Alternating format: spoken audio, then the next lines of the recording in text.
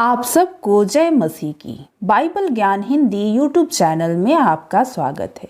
आज मैं राहेल और याकूब की प्रेम कहानी बताने जा रही हूँ।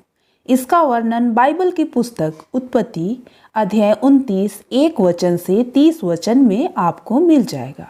दोस्तों, वीडियो को शुरू करें उससे पहले हमारे यूट्यूब चैनल को सब्सक्राइब और बेल आइकन को दबाना ना भूलें। आइए वीडियो को शुरू करते हैं। बाइबल दर्शाती है कि याकूब ने अपने मार्ग लिए और पूर्वियों के देश में आया और उसने दृष्टि करके यह देखा कि मैदान में एक कुआं है और उसके पास भेड़ बकरियों के 3 झुंड बैठे हुए हैं, क्योंकि जो पत्थर उस कुएं के मुंह पर धरा रहता था उसमें से झुंडों को जल पिलाया जाता था।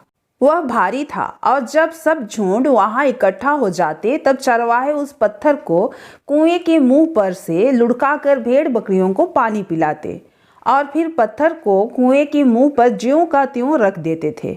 अतः याकूब ने चरवाहे से पूछा, हे मेरे भाइयों, तुम कहाँ के हो? उन्होंने कहा, हम हारान के हैं। तब उसने उनसे पूछा, क्या तुम नाहोर के पोते लाबान को जानते हो? उन्होंने कहा, हाँ, हम उसे जानते हैं। फिर उसने उनसे पूछा, क्या वह कुशल से है? उन्होंने कहा, हाँ, कुशल से है। और वह देख, उसकी बेटी राहेल भेड़ बकरियों को लिए हुए चली आ रही है।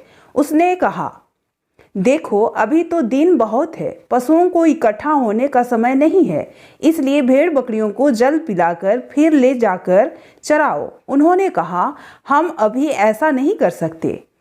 जब सब झुंड इकट्ठा होते हैं तब पत्थर कुएं के मुंह से लुढ़काया जाता है और तब हम भेड़ बकरियों को पानी पिलाते हैं। उनकी अब बातचीत हो रही थी कि राहेल, जो पशु चराया करती थी, अपने पिता की भेड़ बकरियों को लिए हुए आ गई।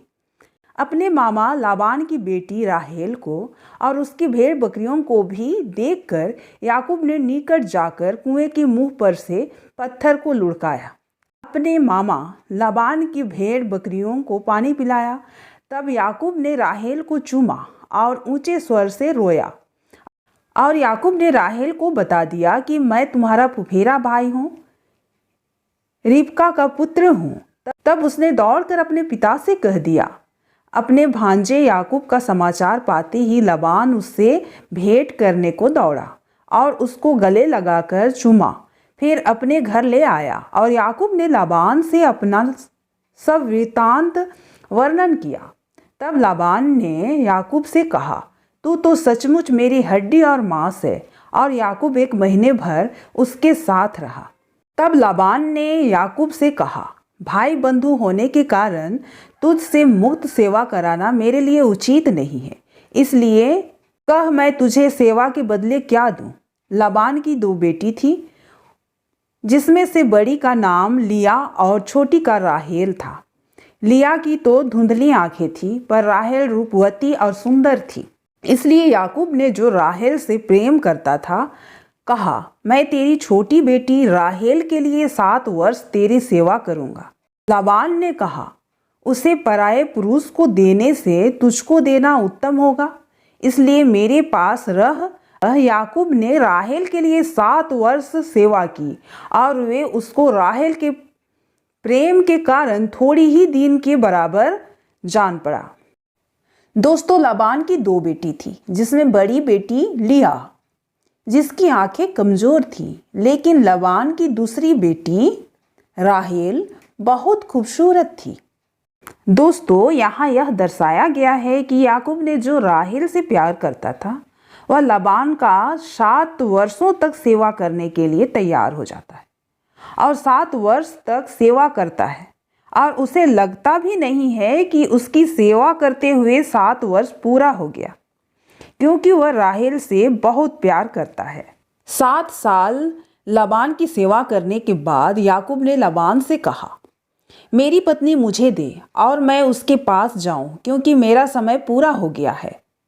लाबान ने उस स्थान के सब मनुष्य को बुलाकर इकट्ठा किया और एक भोज दिया।